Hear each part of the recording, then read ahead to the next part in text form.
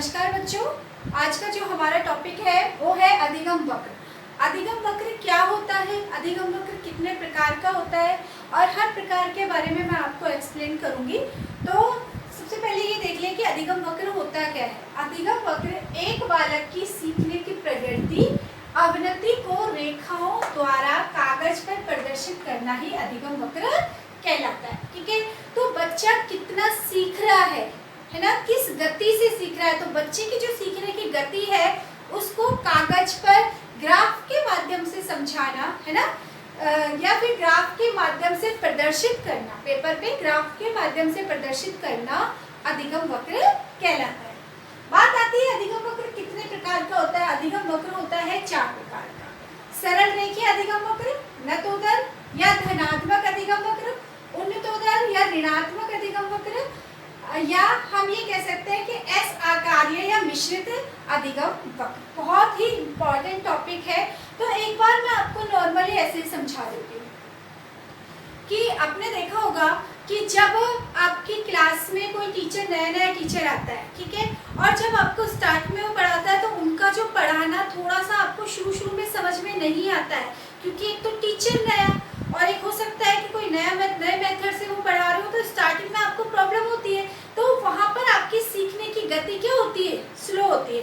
यानी कि जिस जैसे जैसे टीचर पढ़ा रहा है ना, तो उस समय के अकॉर्डिंग आपकी जो सीखने की गति है, उस प्रयास के अकॉर्डिंग आपकी सीखने की गति क्या होती है, स्लो होती है। लेकिन धीरे धीरे जैसे आपको समझ में आने लगता है, जैसे आपको टीचर समझ में आने लगता है, जैसे आपको टीचर के जो जिस मेथड से टीचर पढ़ा रहा है वो आपके समझ में आने लगता है ना, और जो वो पढ़ा रहा है वो आपकी समझ में आने लगता है, तो आपकी जो सीखने की गति है वो क्या हो जाती है, तेज हो जाती है। ठीक है, और उसके बाद में सपोज आप बीमार हो गए, और आप बीमार हो गए तो आप स्कूल नहीं आ पाए, और तो आपका जो क्या है, आपकी सीखने की गति बीमार होने की वजह से आपकी सीखने की गति क्या हो जाती है, रुक जाती है या फिर से स्लो हो जाती है ना। या फिर मान लो कि कोई टीचर जो है छोड़ के चला जाता है, कोई टीचर छोड़ के चला जाता है, ठीक है, तो वहाँ पर भी जो आपकी जो सीखने की गति है वो क्या हो जाती है, स्लो हो जाती है ना। तो कोई ना कोई रीजन होता है ना, कोई ना कोई रीजन होता है। तो कभी हमारी सीखने की गति तीव्र होती है ना, कभी स्लो हो जाती है, कभी रुक जाती है ना, कभी कम हो जाती है। तो ये इसका क्या कारण है, और अगर इस गति को हमें ग्राफ पर जो है प्रदर्शित करना है तो हम कैसे प्रदर्शित करेंगे, यही चीज मैं आपको आज बताने वाली हूँ। तो अधिगम वक्र जो होता है वो कितने प्रकार का होता है, 4 प्रकार का। कितने प्रकार का होता है, 4 प्रकार का। सरल रेखीय, नतोदर, उन्नतोदर और एस आकारीय अधिगम वक्र। सबसे पहले हम आते हैं इसमें नतोदर अधिगम वक्र। देखो नतोदर या धनात्मक भी इसको बोलते हैं, नतोदर या धनात्मक अधिगम वक्र।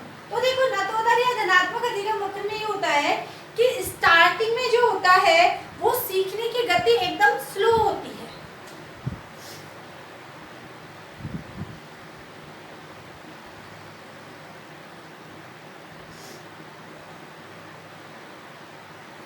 ठीक है, स्टार्टिंग में क्या होता है, स्टार्टिंग में सीखने की गति एकदम स्लो होती है। यहाँ पर हम क्या ले लेते हैं, समय, और यहाँ पर क्या ले लेते हैं, अधिगम। अधिगम की जो गति होती है, ठीक है, ये जो है अधिगम की गति को दर्शाएगा, और ये क्या होगा, अधिगम के प्रयास या समय को दर्शाएगा। ठीक है, और देखिए स्टार्टिंग में क्या है, अधिगम की गति स्लो होती है। क्या होती है, स्लो होती है।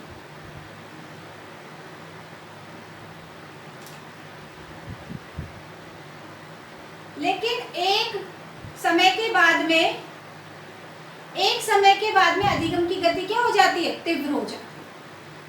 क्या हो जाती है, तीव्र। स्टार्टिंग में स्लो होती है लेकिन एक समय के बाद तीव्र हो जाती है। इसका क्या कारण है, इसका यह है कि स्टार्टिंग में आपको कोई भी टॉपिक को समझने में क्या आती है, प्रॉब्लम आती है। ठीक है, स्टार्टिंग में आपको कोई भी टॉपिक को समझने में क्या आती है, प्रॉब्लम आती है। लेकिन जब आपको वो चीज समझ में आने लगती है ना, तो आपके जो सीखने की गति हो जाती है वो क्या हो जाती है, तीव्र हो जाती है। देखो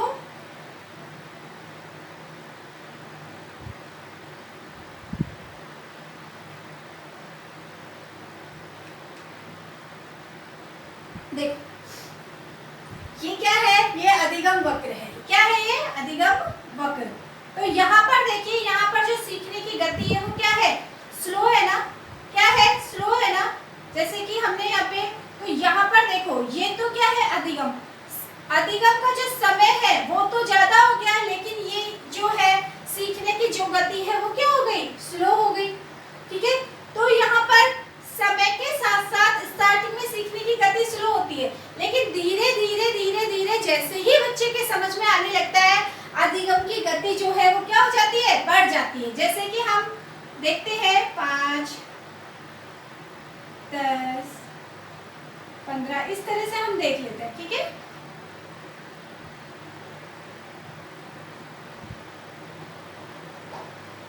ठीक है, इस तरह से हमने ले लिया। अब देखो स्टार्टिंग में अधिगम की गति क्या हुई?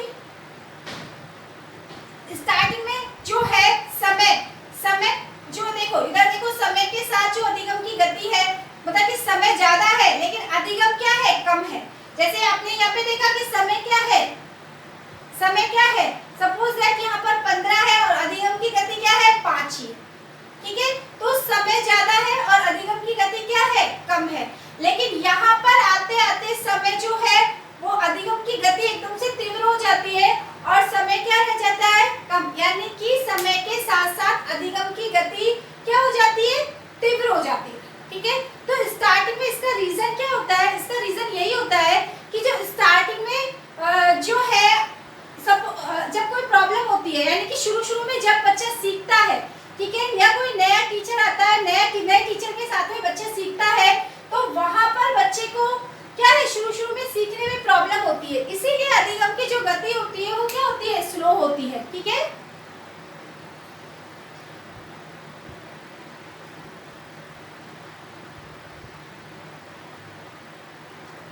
इस वक्र को क्या बोलते हैं? इस वक्र को नतोदर या धनात्मक वक्र बोलते हैं।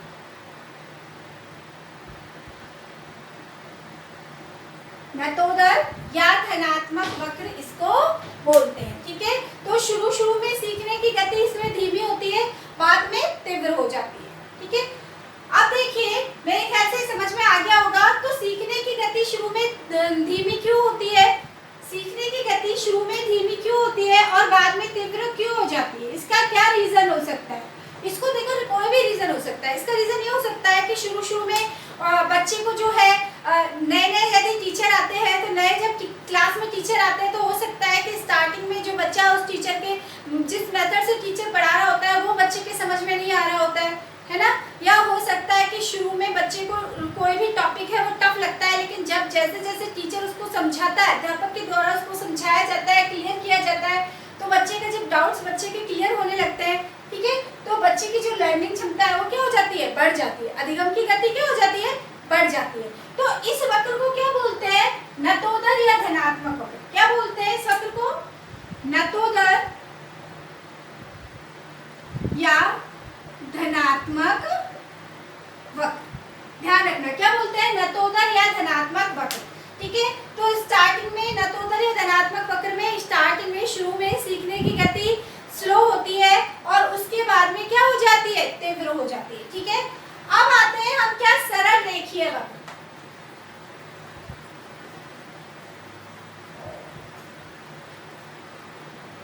देखो पहला जो वक्र है वो कौन सा है? सरल रेखीय वक्र। मैंने आपको दूसरा वक्र बता दिया। सरल रेखीय वक्र में क्या होता है? देखो ऐसा बहुत कम होता है, ऐसा नहीं होता है, ऐसा नहीं होता है कि जैसे जैसे समय के साथ साथ बच्चे की जो अधिगम के हर प्रयास के साथ बच्चे की अधिगम की गति जो है बराबर रहती है, इसलिए इसको क्या बोलते हैं? सरल रेखीय, यानी कि बिल्कुल भी कहीं से टेढ़ा मेढ़ा नहीं है। सरल रेखीय अधिगम वक्र, ये समय हो गया या प्रयास हो गया है ना, और ये क्या हो गया? अधिगम। यानी कि प्रत्येक प्रयास के साथ साथ जो है अधिगम होता है। प्रत्येक प्रयास के साथ साथ प्रयास के बराबर ही क्या होता है? समय के साथ साथ उसके बराबर अधिगम होता है। ठीक है, जैसे जैसे समय बढ़ रहा है, जैसे समय के साथ साथ सीखना, यानी कि प्रत्येक प्रयास के साथ में सीखना, इसको क्या बोलते हैं? सरल रेखीय अधिगम वक्र। इसमें कहीं भी बच्चे की रुकावट नहीं होती है सीखने में, या ऐसा नहीं होता है कि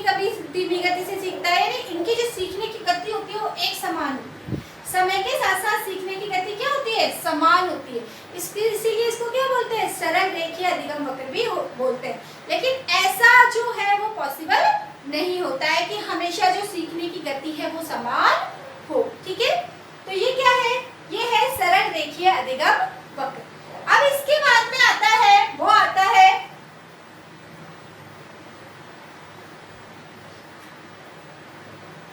उन्नतोदर या ऋणात्मक अधिगम वक्र। नतोदर मैंने बता दिया आपको, नतोदर या धनात्मक अधिगम वक्र।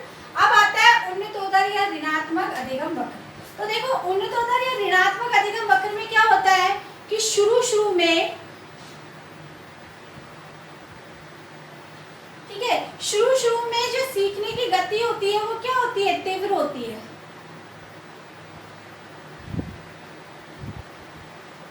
सीखने की गति क्या होती है, तीव्र होती है, लेकिन बाद में क्या हो जाती है, स्लो हो जाती है। शुरू में सीखने की गति तीव्र होती है। इसमें नतोदर और धनात्मक वक्र में तो क्या होता है, नतोदर है ना, कि शुरू में सीखने की गति स्लो होती है, ठीक है, और उसके बाद में तीव्र हो जाती है। जबकि उन्नतोदर धनात्मक वक्र में क्या होता है, शुरू में सीखने की गति तीव्र होती है और बाद में क्या हो जाती है, स्लो हो जाती है। ऐसा क्यों? ऐसा इसलिए भी हो सकता है कि आपने देखा होगा कि बच्चा जो है शुरू में बहुत अच्छे से इंटरेस्ट लेता है। आपने देखा है कि जब नया सेशन स्टार्ट होता है, नई बुक्स आती है, नई जब बुक्स आती है तो बच्चा जो है पढ़ने में बड़ा इंटरेस्ट लेता है ना। और जब नए टीचर आते हैं, है ना, और स्टार्टिंग में उनको क्या होता है, एक बहुत ही मतलब कि उनके अंदर एक जिज्ञासा होती है पढ़ने की, ललक होती है पढ़ने की। लेकिन धीरे धीरे क्या, इसीलिए उसकी सीखने की गति क्या होती है, तीव्र होती है। इसीलिए उसकी जो अधिगम क्षमता होती है, या हम कहते हैं कि सीखने की जो गति होती है वो क्या होती है, तीव्र होती है। लेकिन एक सीमा के बाद में देखो, रीजन कोई भी हो सकता है, रीजन कोई भी हो सकता है, एक सीमा के बाद में उसकी जो अधिगम की गति क्या हो जाती है, स्लो हो जाती है ना। तो इसीलिए इसको क्या बोलते हैं, इसको बोलते हैं उन्नतोदर या ऋणात्मक अधिगम वक्र। तो देखो यहाँ पर जो सीखने की गति है वो तीव्र हो रही है ना, तीव्र हो रही है ना सीखने की गति, लेकिन यहाँ पर आकर के क्या हो गई, स्लो हो गई। यहाँ पर आके स्लो हो गई। हो सकता है कि यहाँ पर जो है टीचर चेंज ही कर दिया हो, जो पहले जिस टीचर के समझ में आ रहा था, हो सकता है कि अब जो टीचर लगाया है उसके समझ में नहीं आ रहा हो, है ना, इसलिए यहाँ पे आके उसकी अधिगम की गति जो है स्लो हो गई।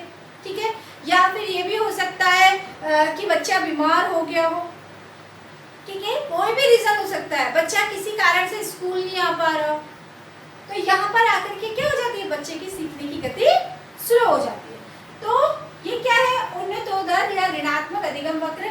उन्नतोदर या ऋणात्मक अधिगम वक्र में शुरू में सीखने की गति तीव्र होती है और उसके बाद में सीखने की गति क्या हो जाती है, स्लो हो जाती है। ठीक है, इसीलिए इसको उन्नतोदर या ऋणात्मक अधिगम वक्र कहते हैं।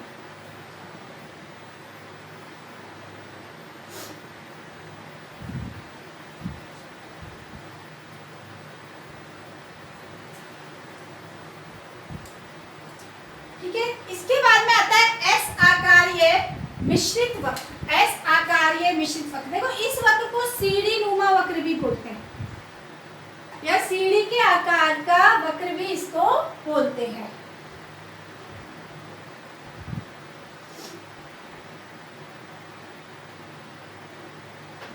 इसको क्या बोलते हैं, सीढ़ी के आकार का वक्र भी बोलते हैं इसको। एस आकारीय सीढ़ी नुमा वक्र। इसमें क्या है, शुरू में सीखने की गति स्लो होती है, लेकिन फिर तीव्र हो जाती है, फिर स्लो होती है, फिर तीव्र हो जाती है, फिर स्लो होती है, फिर तीव्र हो जाती है ना। एक जैसी सीखने की गति नहीं रहती है ना। सीखने की गति कभी तीव्र, कभी स्लो, कभी तीव्र, कभी स्लो, कभी तीव्र, कभी स्लो, है ना। तो इसको क्या बोलते हैं, एस आकारीय अधिगम वक्र या मिश्रित वक्र, यानी कि इसमें कभी सीखने की जो गति होती है वो एक जैसी नहीं होती। ठीक है, तो मेरे ख्याल से ये चारों अधिगम वक्र आपके समझ में आ गए होंगे। सरल रेखीय अधिगम वक्र है ना, जिसमें सीखने की गति समान होती है। सरल रेखीय अधिगम वक्र में सीखने की गति समान होती है। नतोदर या धनात्मक वक्र के अंदर जो स्टार्टिंग में जो सीखने की गति होती है वो क्या होती है, धीमी होती है, और उसके बाद में क्या हो जाती है, तीव्र हो जाती है। उन्नतोदर या ऋणात्मक अधिगम वक्र में शुरू में सीखने की गति क्या होती है, अधिक होती है, लेकिन बाद में क्या हो जाती है, स्लो हो जाती है। ऐसा आकारीय मिश्रित वक्र में जो अधिगम की गति क्या होती है, कभी तेज होती है, कभी कम होती है, कभी तेज होती है, कभी कम होती है ना। स्टार्टिंग में धीमी होती है, उसके बाद में तेज हो जाती है, इस तरह से। अब मैं ये चारों अधिगम वक्र आपको बता देती हूँ बना के। सबसे पहला आता है सरल रेखीय, ठीक है।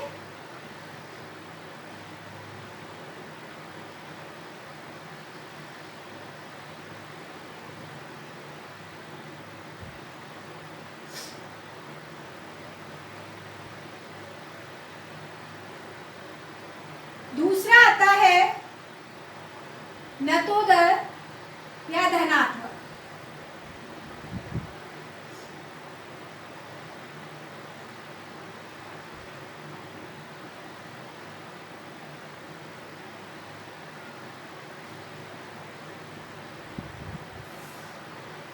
तीसरा आता है उन्नतोदर या ऋणात्मक।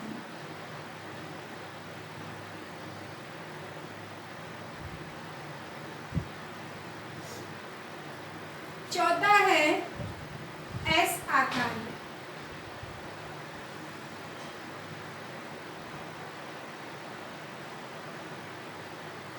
एस आकार्य या सीढ़ियों।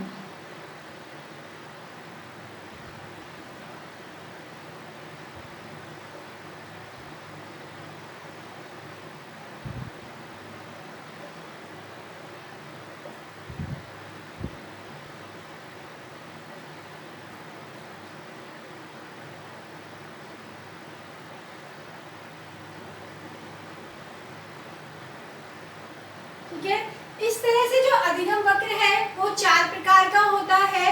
पहला है सरल रेखीय अधिगम वक्र। इसमें जो सीखने की गति होती है हर प्रयास के साथ साथ समान रहती है, इसलिए इसको क्या बोलते हैं, सरल रेखीय अधिगम वक्र।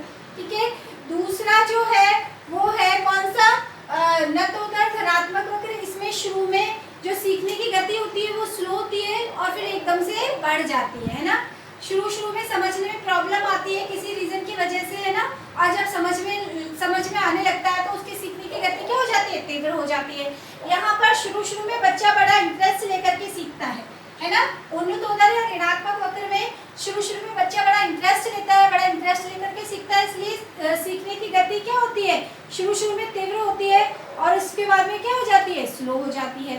ठीक है, यहाँ पर जो सीखने की गति शुरू में तो स्लो होती है, लेकिन फिर बाद में फिर तेज हो जाती है, तीव्र हो जाती है, फिर स्लो हो जाती है, फिर तीव्र हो जाती है, फिर स्लो हो जाती है। इसलिए यहाँ पर क्या होता है, इसीलिए इसको क्या बोलते हैं, मिश्रित वक्र, एस आकारीय वक्र, है ना, या सीढ़ीनुमा वक्र। ठीक है, तो इस तरह से जो अधिगम है, लर्निंग है ना, बच्चे की सीखने की जो गति है उसको ग्राफ पेपर पर किस तरह से दर्शाया जाता है। ठीक है, तो मेरे ख्याल से जो अधिगम वक्र है उसके चारों प्रकार आपके समझ में आ गए होंगे कि अधिगम वक्र होता क्या है, अधिगम वक्र किसे कहते हैं और अधिगम वक्र के चारों प्रकार कौन कौन से होते हैं। ठीक है, आप चाहो तो स्क्रीनशॉट ले सकते हो। तो देखो अधिगम का पठार, अब आते हैं अधिगम का पठार। अधिगम के वक्र के बारे में मैंने आपको बताया, अधिगम का पठार क्या होता है। अधिगम का पठार की स्थिति कहाँ पर होती है, पठार की स्थिति वहाँ होती है जहाँ पर सीखने की जो गति होती है, अधिगम होता है वो रुक जाता है, जहाँ पर अधिगम रुक जाता है।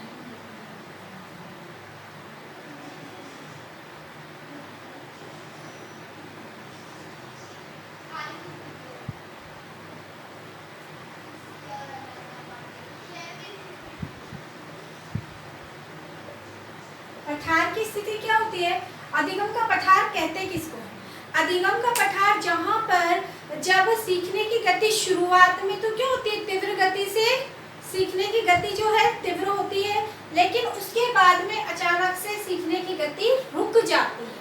सीखने की गति क्या हो जाती है, अधिगम की गति रुक जाती है।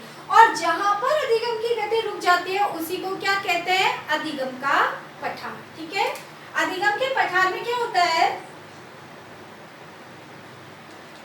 शुरू में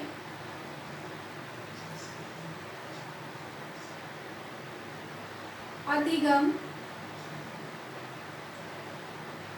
तीव्र तीव्र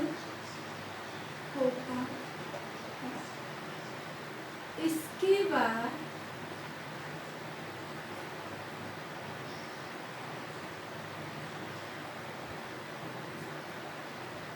अधिगम स्थिर हो जाता है, यही स्थिर अवस्था अधिगम का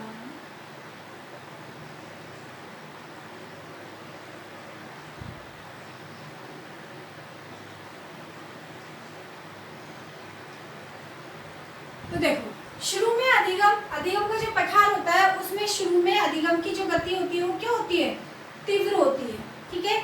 लेकिन एक सीमा के बाद में आकर के स्थिर हो जाती है, यानी कि किसी तरह का कोई परिवर्तन नहीं होता है, ना तो अधिगम की गति स्लो ही होती है और ना ही अधिगम जो है क्या हो जाता है, बढ़ता है। अधिगम की गति ना तो तीव्र होती है, ना स्लो होती है, ना ऋणात्मक होती है, ठीक है।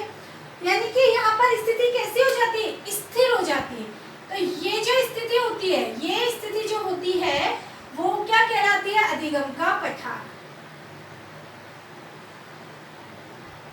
यदि पूछा जाए कि अधिगम के पठार में शुरुआत में, है ना, जो प्रथम अवस्था होती है उसमें अधिगम की गति कैसी होती है, तो कैसी होती है अधिगम के पठार में शुरुआत में पहली जो अवस्था होती है वो होती है कि उसमें अधिगम की गति क्या होती है, तीव्र होती है। तो यहाँ पर अधिगम की गति क्या हुई, तीव्र हुई, ठीक है। और ये जहाँ पर स्थिर हो जाती है अधिगम की गति वो क्या कहलाता है, अधिगम का पठार। अधिगम का पठार यानी कि बच्चों के सामने यह हो सकता है कि जो है यहाँ तक, यानी कि इस अवस्था तक शुरू में बच्चे के जो है प्रॉपर टीचर की प्रोवाइड करवाया गया उनको, लेकिन यहाँ पर किसी कारण से हो सकता है कि टीचर जो है अध्यापक एब्सेंट हो गया है ना, अध्यापक स्कूल नहीं आ पा रहा है, इसलिए बच्चा क्या है, बच्चे की क्लासेस नहीं लग रही है, बच्चों की यदि नहीं लग रही है तो यहाँ पर बच्चों की जो स्थिति होती है अधिगम की वो क्या हो जाती है, स्थिर हो जाती है ना। रीजन कोई भी हो सकता है। तो शुरुआत में तो तीव्र होती है क्योंकि यहाँ तक टीचर उनको प्रोवाइड करवाया गया, अध्यापक उनके पास में था, विषय का अध्यापक, लेकिन जैसे ही अध्यापक किसी कारण से स्कूल आना अध्यापक ने बंद कर दिया, है ना, शिक्षक ने स्कूल आना बंद कर दिया, किसी कारण से वो स्कूल नहीं आ पाए, तो बच्चों की क्लास प्रॉपर नहीं लगी, और बच्चों की क्लास नहीं लगने के कारण जो अधिगम की गति है वो क्या हो गई, रुक गई। तो यहाँ पर अधिगम की गति स्थिर हो गई। तो ये स्थिति जो होती है जहाँ पर अधिगम की गति स्थिर हो जाती है वो स्थिति क्या कहलाती है, अधिगम का पठार। क्या कहलाती है, अधिगम का पठार। जहाँ पर अधिगम स्थिर हो जाता है, ना तो अधिगम की गति तीव्र होती है और ना ही स्लो होती है, जहाँ पर क्या हो जाता है, जहाँ पर स्थिर अवस्था हो जाती है, ठीक है, जहाँ पर अवस्था क्या हो जाती है, स्थिर हो जाती है अधिगम की, उसको बोलते हैं अधिगम का पठार, ठीक है। तो इतना ध्यान रखना कि इसमें शुरू में जो गति होती है प्रथम अवस्था में वो तीव्र होती है, लेकिन उसके बाद में रुक जाती है, तो इसको क्या बोलते हैं, अधिगम का पठार, ठीक है। तो मेरे ख्याल से आपके अधिगम का पठार किसको कहते हैं, शुरू में तीव्र गति से होता है अधिगम के पठार में, इसके बाद में अधिगम स्थिर हो जाता है, अधिगम की गति स्थिर हो जाती है, और यही स्थिर अवस्था अधिगम का पठार कहलाती है, ठीक है। तो मेरे ख्याल से आपके जो है आज का जो टॉपिक है अधिगम वक्र वो समझ में आ गया होगा। तो आज के लिए इतना ही काफ़ी है। इसके बाद में मैं आपको बताऊंगी कि अधिगम का जो पठार है वो अधिगम वक्र है ना, अधिगम का पठार है उसके क्या कारण होते हैं, है ना, और इसको यह पठार वाली स्थिति को कैसे दूर किया जा सकता है, ठीक है। इसके बारे में मैं नेक्स्ट वीडियो में बताऊंगी। आज मैंने सिर्फ आपको ये बताया कि अधिगम के प्रकार कितने प्रकार के होते हैं, अधिगम वक्र के कितने प्रकार होते हैं, कौन कौन से होते हैं, और अधिगम का पठार किसे कहते हैं, ठीक है। तो आज के लिए इतना ही काफ़ी है। Have a nice day, take care.